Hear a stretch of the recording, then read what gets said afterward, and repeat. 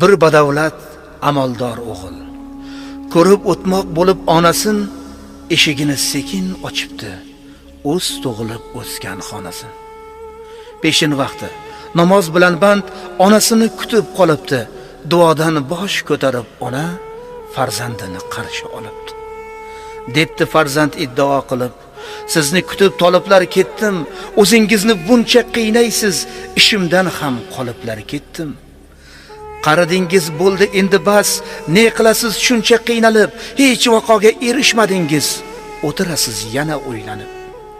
Ibodatda bo'lmasam ham men amaldor va badavlat bo'ldim, ona ayting men kimdan kamman, el oldida basavlat bo'ldim.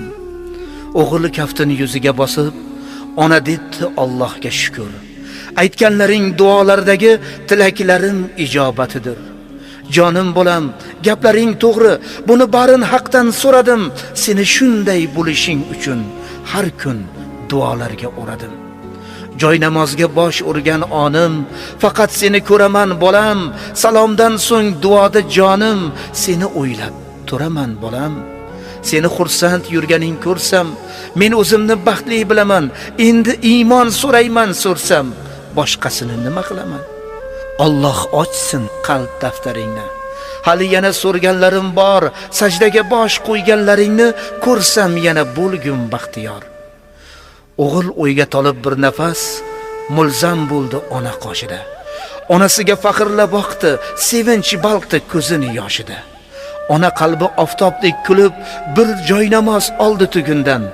O'g'il esa shukrona aytib, sajdaga bosh qo'ydi shu kundan. Ayo farzand o'ylama sira, beibodat boyman deb zinhor, seni zimdan qo'llab turguvchi duogo'ying ota-onang bor. Hatto bir bor namozida ham o'zi uchun so'rmaydi ona, farzandining baxt iqbolidan boshqasini ko'rmaydi ona. Al-qissa shu, shunday onalar baxtimizga mudom bor bo'lsin, onasini e'zozlaganlar ikki dunyo baxtiyor bo'lsin.